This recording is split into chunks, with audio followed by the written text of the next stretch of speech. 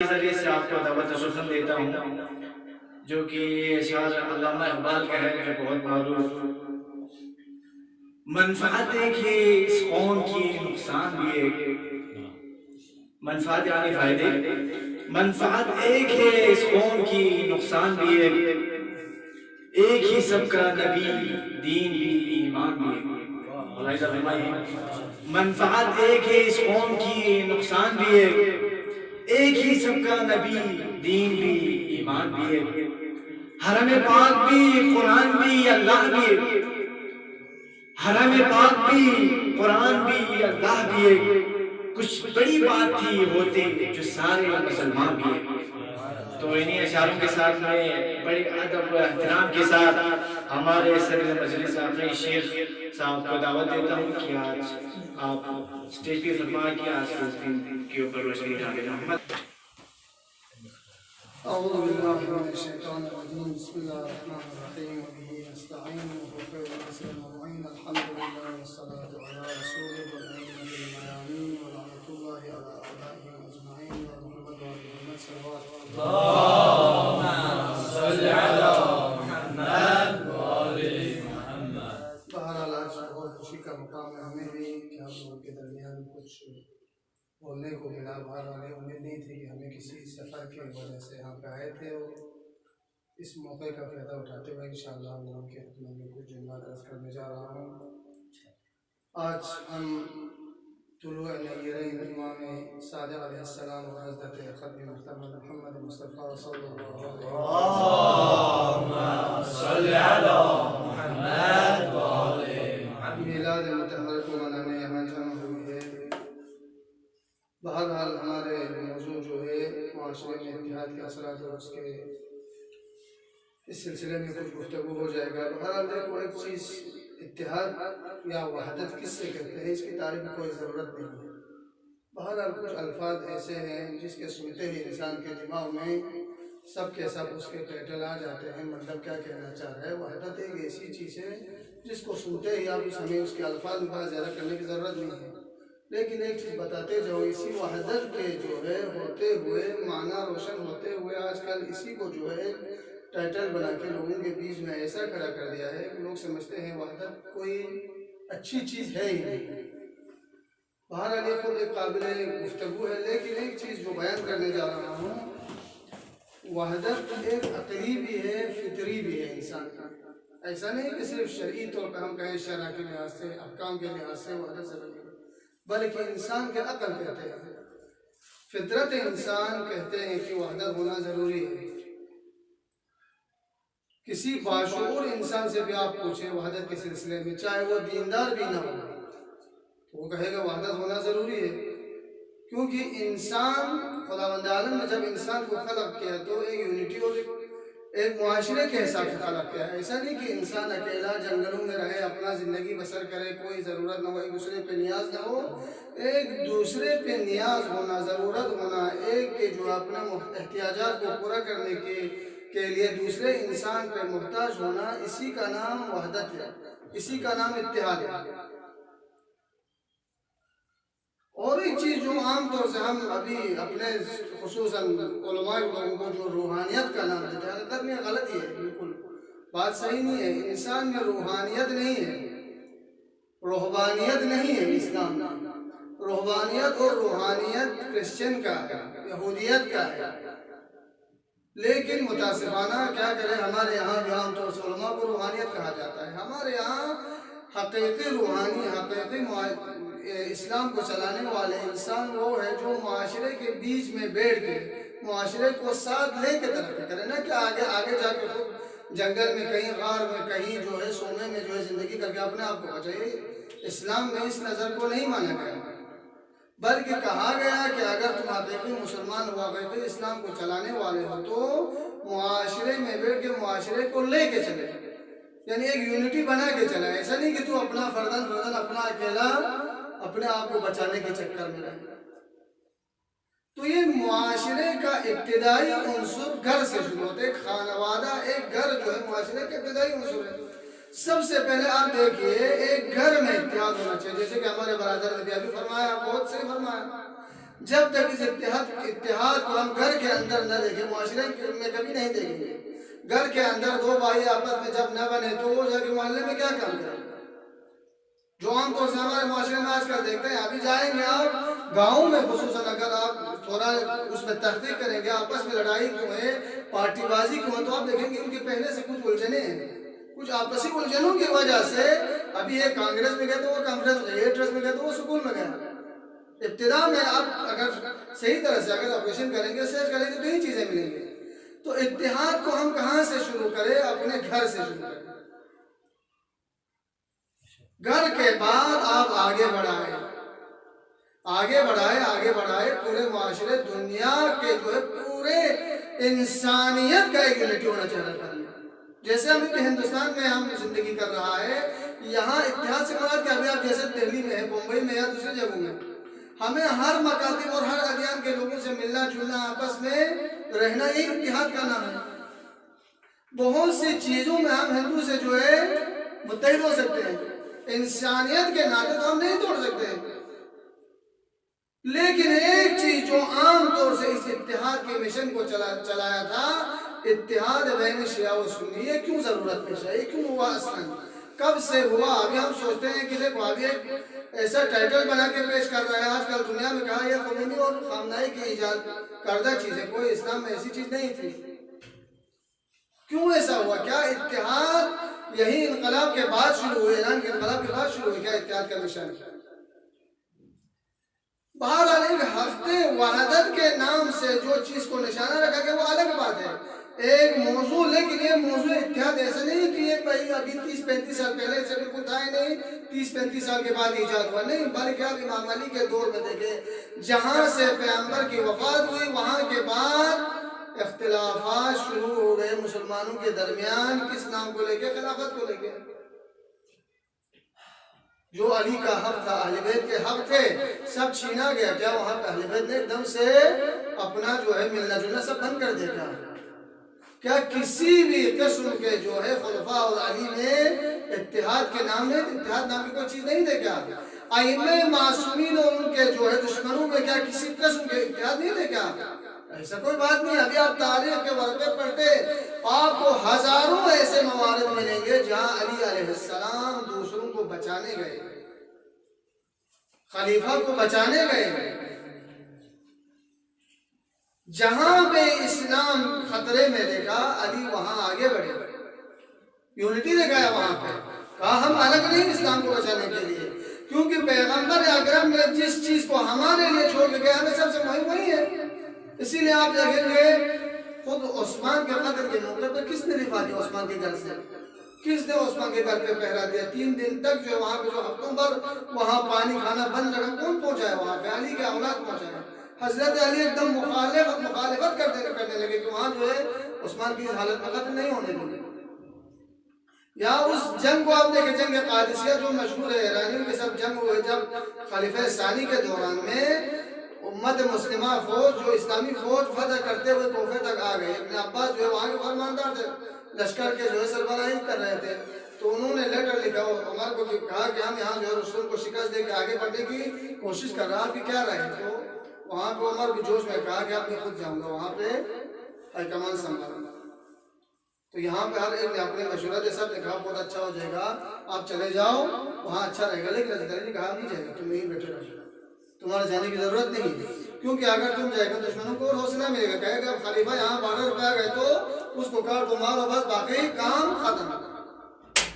جہاں پہ بیض اسلام، اساس اسلام، بنیاد اسلام خطرے میں تھا، وہاں پہ اہل بیت نے کھل کے میدان میں آئے، بلکہ ساتھ جاؤں گا۔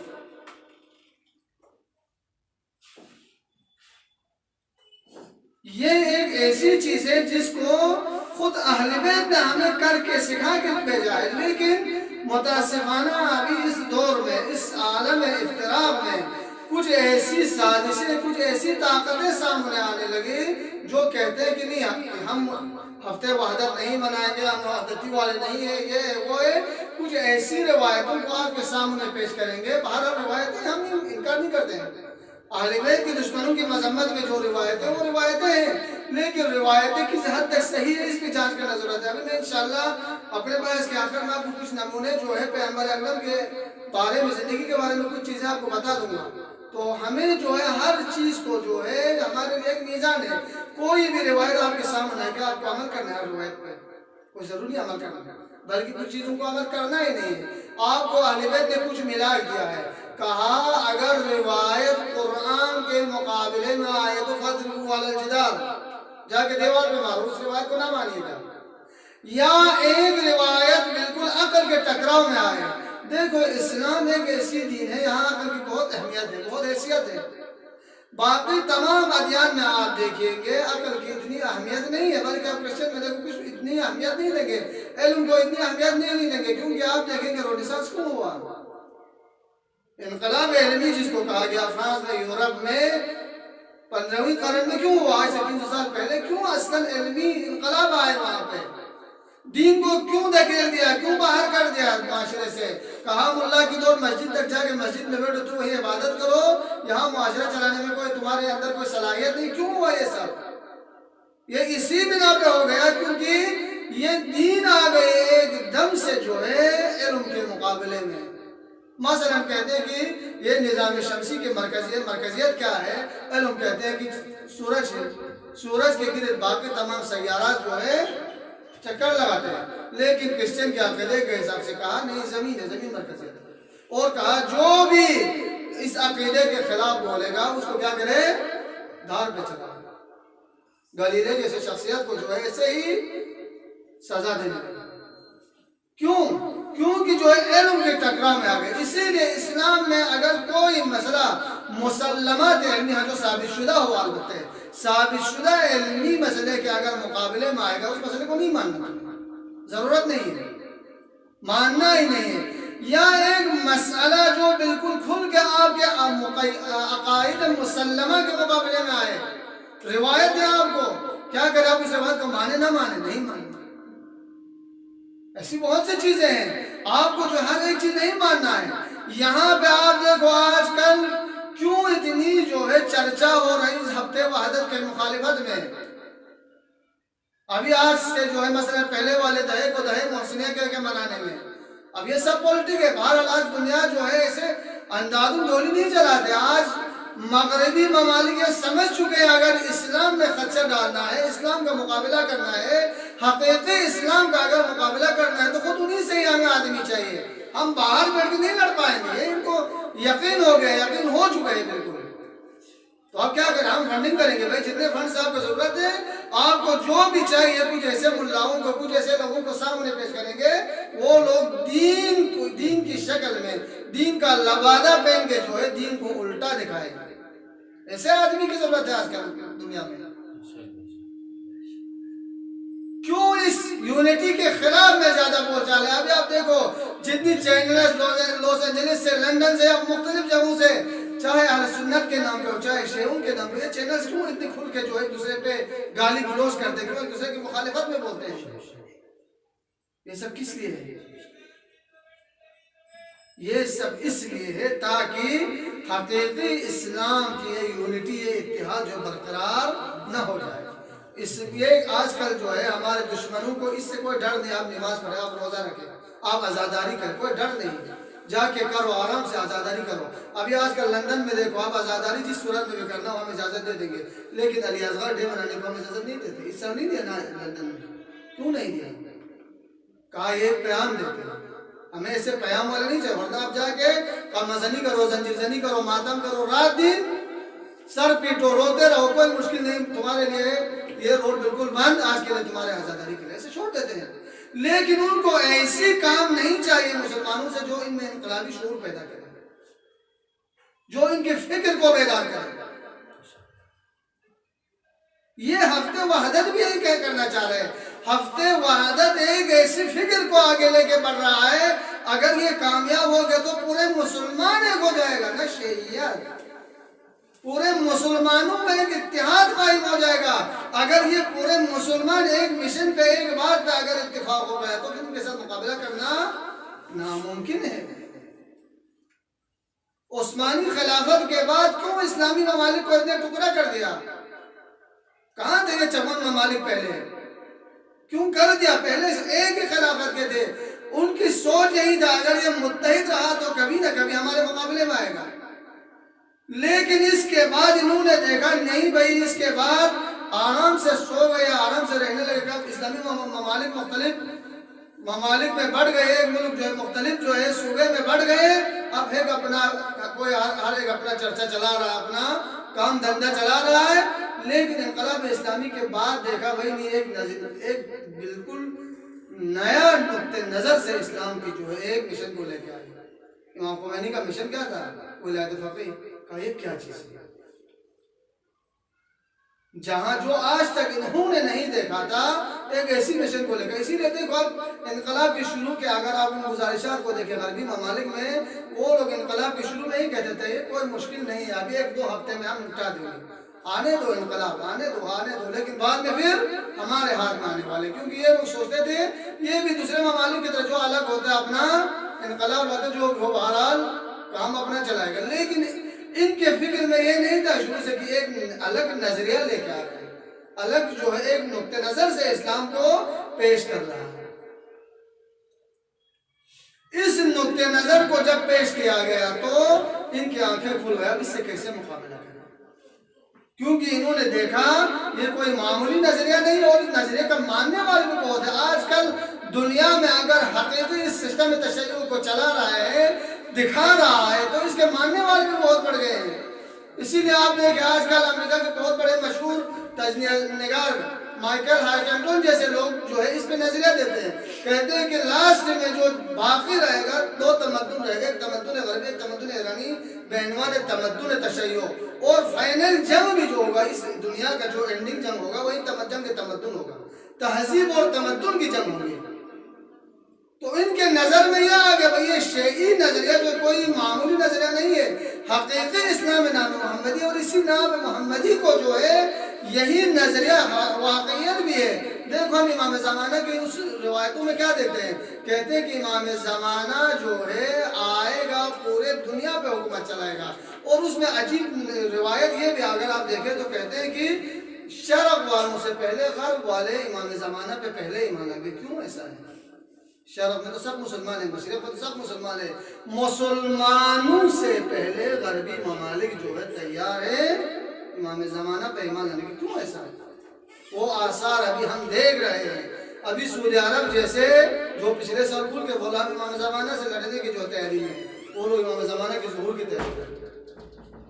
لیکن غربی ممالک میں علم اتنی آگے بڑھ گئی، ان کی شعور اتنے آگے بڑھ گئے، وہ لوگ اگر کوئی حقیقی مسئلہ آئے تو ایک دم سے اس کے ساتھ جو بیعت کریں۔ یہ نہ سوچنا کہ ہم مسلمان ہیں تو ہم آگے بڑھیں، ہم یہ کریں گے، ہم وہ کریں گے۔ ہمارے فکر کو ابھی سے بناؤ۔ ایک چیز دیکھو، انسان کو جو ہے تعلیم کے ساتھ ساتھ جس چیز کی بہت اہمیت ہے، بہت ضرورت ہے، وہ فکر کی ہے۔ آپ کیسے فکر ابھی سے لے کے جائیں گے؟ آپ آئے کس لیے؟ ابھی دیکھو ہم سوچتے ہیں بھائی ابھی آگے کا جو ہمیں کرنا کیا ہے، ہم آئے یہاں پڑھائیں گے، ابھی نوکری کریں گے، نوکری کے چکر میں نہ رہے گا کبھی۔ نوکری آپ کا جو ہے ہدف نہیں ہے، یہ ایک آپ کو جو ہے ایک مقدماتی مقصد ہے، کوئی وہ نہیں ہے۔ آپ ایک ہدف لے کے آئے، ہدف اپنے من میں بنا کے آئے، میں دہلی پڑھنے جا رہا ہوں، اتنے سال مجھے وہاں پڑھنا ہے، پڑھ کے کیا کرنا ہے، کیا بننا ہے؟ کرگل، آئندہ کرگل آپ کے ہاتھ میں۔ یہاں دیکھو ایک ایسی فکر آپ ابھی سے اگر آپ کے اسٹوڈنٹ یونینز ہو یا ہمارے جو ہے جواد حبیب صاحب جو بڑی محنت یہاں پہ کر رہا ہے، سب کی یہی ایک ہدف ہے کہ بھئی ہم آئندہ کرگل کو بنائیں۔ بنانے کے لیے ہمیں کرنا کیا ہے؟ یہاں اسٹوڈنٹ آتے جاتے سال میں شاید 10 سینکڑوں جو اسٹوڈنٹ کا آنا جانا ہے، تو بہرحال ہر ایک جو ہے ایک فکر کو لے کے اگر آئندہ کرگل میں جائے تو ہم بنا پائیں گے۔ ایسا نہ سوچے گا کرگل جو ہے اسے بن جائے گا۔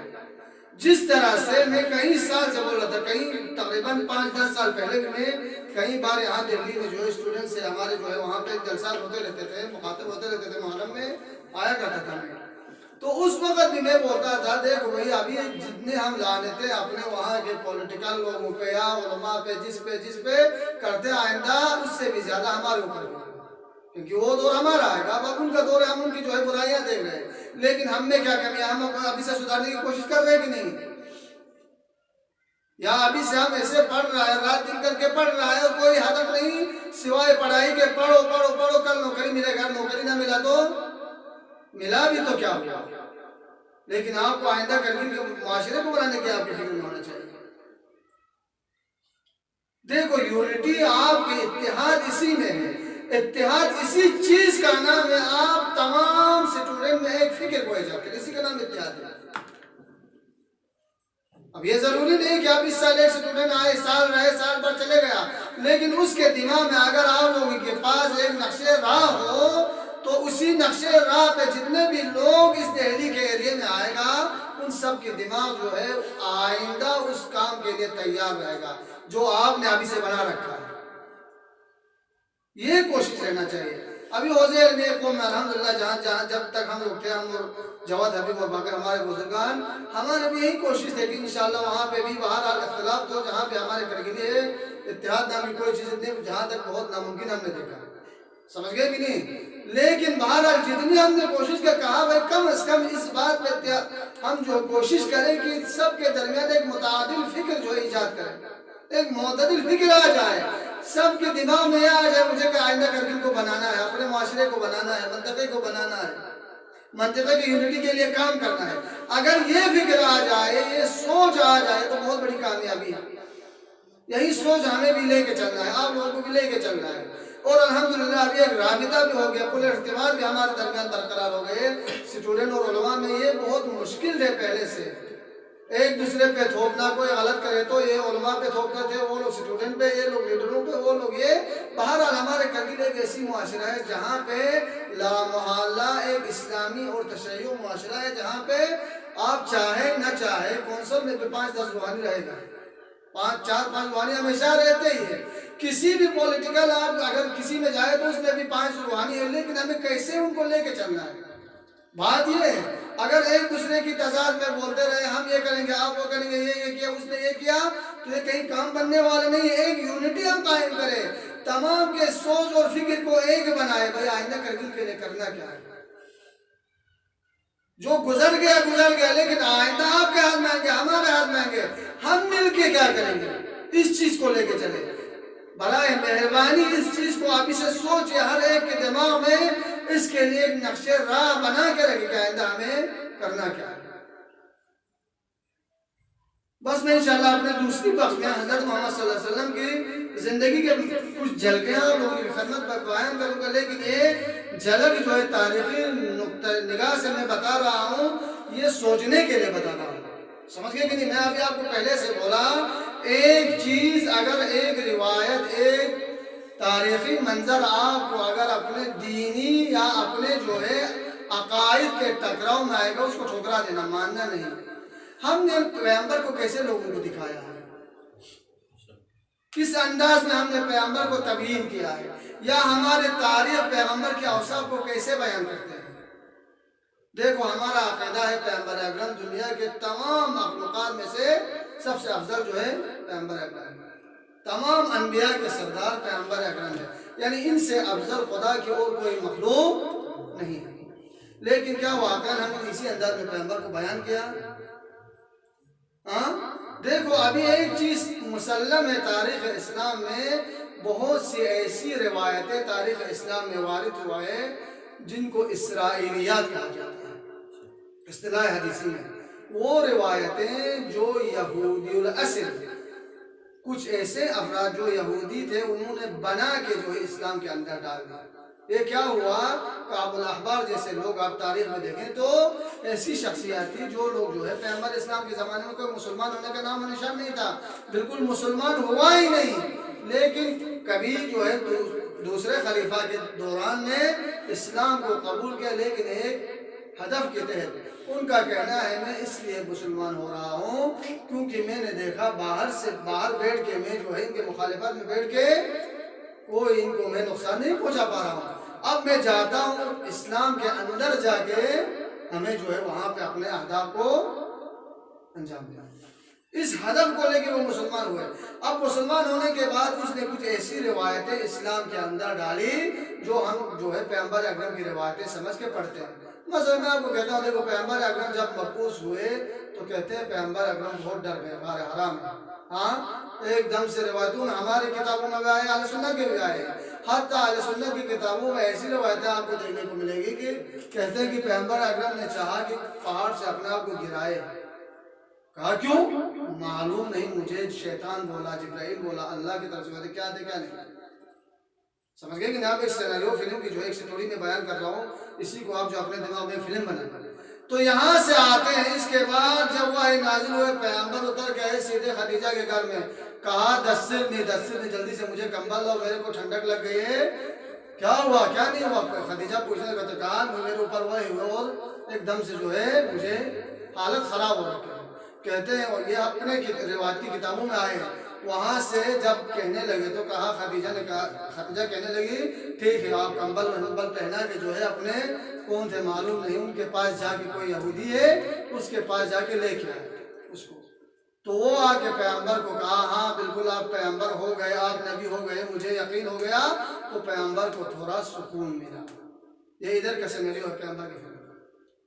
لیکن دوسری طرف سے حضرت موسیٰ علیہ السلام کی وحی جب نازل ہوتا تو کیا ہے؟ قرآن بالکل صحیح کہتے ہیں. حضرت موسیٰ کہیں سے اپنے بال بچوں کو لے کے جا رہے تھے اپنے مصر کی طرف, تو ایک دم سے اندھیری رات میں بارش کا سیزن, اتنی بارش, ٹھنڈک, اور وہاں بچے بھی, عورت حاملہ بھی ہیں. کہتے ہیں کہ ایک غار میں سب کو بٹھایا, کہا کہ میں آگے جا کے کچھ آگ واگ کا بندوبست کرتا ہوں تاکہ گرمی اور آپ لوگوں کو گرماہٹ کے لیے کچھ انتظام ہو جائے. وہاں سے موسیٰ ایک دم اس اندھیری رات میں ایک دم سناٹی حالت میں گیا پہاڑ کے اوپر. دیکھا کہ وہاں ایک نور نظر ہے. کہا کوئی رہنے والا ہو وہاں پہ. پہاڑ کے نیچے سے چلتا اوپر آیا, بیچ میں موسیٰ کو کہا فَعْلَنَ عَلَيْكِ إِنَّكَ بِالْوَادِ الْمُقَدَّسِ طُوًى, جلدی سے چپل اتار, یہاں پہ جو ہے وادی مقدس ہے. یہی بولا نا قرآن کیا ہے. تو موسیٰ جو ہے وہاں کوئی نہیں ڈرا, کہیں بھی نہیں آیا. موسیٰ چپل اتار کے ایک دم سے گیا اوپر. وہاں سے جو اللہ سے بالکل ہم کلام ہوئے. اور اس حد تک قرآن میں آپ دیکھیں موسیٰ میں اتنی جرات ہے. کہتے ہیں موسیٰ جب خدا نے کہا کہ تمہارے ہاتھ میں کیا ہے, تو موسیٰ نے کہا میرے ہاتھ میں ایک عصا ہے, اس عصا سے میں بھیڑ بکریوں کو جو ہے پتہ توڑتا ہوں. پہاڑ سے آگے اوپر نیچے جانے کے لیے میں سہارا لیتا ہوں. اتنا لمبا چوڑا بات کر دیا. تو وہاں پہ جو ہے مفسرین کہتے ہیں کہ موسیٰ کو اتنا بولنے کی ضرورت کیا تھی. وہاں پہ اللہ نے پوچھا تمہارے ہاتھ میں کیا, سیدھا بول رہے تھے میرے ہاتھ میں عصا ہے, اور کچھ بولنے کی ضرورت نہیں تھی. تو کہتے ہیں موسیٰ نے اس لیے بولا تھا کہ اللہ سے گفتگو کرنے میں طولانی ہو جائے اور وہ لذت جو ہے ملتا ہے. یہ موسیٰ کی جو فلم کا سیناریو ہے. تو ابھی آپ کے سامنے اگر پیش کریں گے محمد پہ جب وحی نازل ہوگا تو اتنے ڈر گئے, موسیٰ پہ جب وحی نازل ہوگا تو کچھ بھی, تو آپ کہیں گے کون اچھا ہے اس میں؟ ایک منصف آدمی کو جو عیسیٰ اور موسیٰ کو چھوڑ کے ایسے کہانی لکھ کے دیں, ان دونوں میں کون اچھا ہے, کون ہیرو ہے؟ تو کہے گا موسیٰ ہیرو ایک دم سے, نہیں بولے گا. تو کہاں رہا؟ آپ دیکھیں ایسی روایتوں کو بیان کیا ہے, تاریخ میں آئے ہیں, لیکن ان روایتوں کو ایسے نہ بیان کریے. صحیح نہیں ہے, یقیناً صحیح نہیں ہے. اگر ان روایتوں کو ہم بیان کریں گے تو مطلب یہ کہ ہمارے پیغمبر سے تو موسیٰ اچھے ہیں, ان کے مقام اچھے ہیں. یہاں تک کہ حضرت محمد صلی اللہ علیہ وسلم کی وجود, حضرت موسیٰ کے وجود سے پہلے ان کا وجود جو عرش کے جو ہے زینت بخش تھا وہاں پہ. اس کے بعد روایتوں میں ہمارے آئے پیغمبر جب بچپن میں تھے, بچپن سے جو ہے جبرائیل امین ان کی حفاظت کرتے تھے, ان کے ساتھ رہا کرتے تھے. تو کہاں جب جبرائیل کو ایک بار غار حرا میں دیکھا تو ڈر کیوں گئے پیغمبر, اتنی بدن محسوس ہو گئے. جبکہ موسیٰ کو جو اتنی اندھیری رات میں, ورنہ ہر کوئی مانتا بھائی ایک انسان اگر ایک ایسی اندھیری رات میں سناٹے میں اگر ایک دم سے کوئی چلا کے بولے فلاں نالے کے چپل تو کیا اتار کے سب کچھ اتار کے بھاگے گا الٹا سیدھا. ہاں لیکن وہاں موسیٰ کے بارے میں کوئی بھاگنے والی بات نہیں ہے. یہاں پیغمبر پہ آگے ایک دم جو ہے ڈرنے والے بھاگنے والی بات کہاں سے آئی؟ یہ آپ لوگوں کے لیے بیان کر رہا ہوں اس لیے کہ غور و فکر کرے. کوئی روایت آئے تو آج کل فیشن کیا ہو گیا ہے, کوئی بھی مسئلہ آئے تو ایک دم سے روایت بہار الانوار کے جلد فلاں. پہلے تو بہار میں جا کے کھول کے دو کہ وہ روایت ہے کہ نہیں, بہت بناوٹی روایتیں آج کل ایسے بنا کے جب کون جائے گا بہار کے 110 جلد کو دیکھنے کے لیے, کہیں ملے گا تو کہے گا بہار الانوار جلد جو ہے 81 نمبر صفحہ 526. اب صفحہ 526 جلد ہے کہ نہیں اس میں, پہلے وہ چیک کرو. سمجھ گئے کہ نہیں؟ یا اگر ہو بھی تو کیا یہ روایت جو ہمارے عقیدے کے پس منظر میں عقیدے کے اوپر اترتے کہ نہیں، عقیدے کے خلاف تو نہ ہو اس روایت میں؟ ہر چیز میں آج کل آپ کو جو ہے روایتوں کا لانا فیشن بن گیا ہے، خصوصاً آج کل کی سوشل میڈیا میں جہاں بھی کہیں روایت اٹھا کے بنا کے دے دیتے ہیں۔ مجھے یاد ہے ایک زمانے میں جب میں کرگل میں جاتا تھا، وہاں تبلیغ کے لیے کچھ ایسے جوان لوگ تھے، ان کی دماغ ایک دم سے آ گیا، یعنی اتنی فاسٹ چل رہے تھے۔ میں کہا بھائی تھوڑا آرام سے چلا، اتنا بھی نہیں جانے کی ضرورت۔ تو بولنے لگا نہیں آغا کوئی روایت تو کوئی معمولی چیز نہیں ہے، تو ہر کوئی عربی جاننے والے بنا سکتے، میں بھی بنا سکتا ہوں روایت۔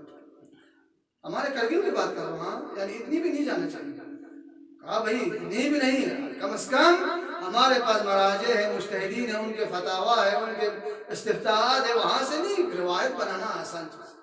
تو دیکھو ہمیں جو ہے اس دور حاضر میں کچھ چیزوں کو یاد رکھنا ہے۔ ہمارے نبی کے چہرے کو، ائمہ معصومین کے چہرے کو اس طرح سے بیان نہ کریں جس میں جو ہے کوئی قباحت ہو۔ حقیقت میں آپ چاہتے ہیں کہ ایک روایت کو انتشار کرے، لیکن یہ روایت اگر آپ کے عقیدے کے خلاف ہو، آپ کے نبی کے خلاف ہو، اس میں آپ کو ثواب نہ ملنے والا بلکہ گناہ کبیرہ ہے، گناہ کبیرہ ہے۔ بس آخر میں آپ لوگوں کا پھر ایک بار شکریہ ادا کرتا ہوں کہ انشاءاللہ اور کبھی موقع ملا تو ہمیں ان چیزوں میں گفتگو کرنے کی زیادہ جو ہے توفیق حاصل ہو جائے گی۔ انشاءاللہ ہماری دعا ہے کہ آپ لوگ دن بدن انشاءاللہ اپنے مشن میں ترقی کرتے جائیں، اور آپ لوگوں کی اس اتحاد اور اتفاق کو جو ہے انشاءاللہ ایک نمونے عمل ہو کے تمام ہمارے جتنے بھی جہاں بھی اسٹوڈنٹ ہیں انشاءاللہ سب میں اتفاق اور اتحاد برقرار ہو۔ پروردگار ہم سب کو علم اور عمل کی توفیق عطا فرما۔ وآخر دعوانا الحمدللہ رب العالمین۔ یہ تھے آج کے مہمان خصوصی حجت الاسلام والمسلمین شیخ مرزا امینی صاحب، جو کہ بہترین انداز میں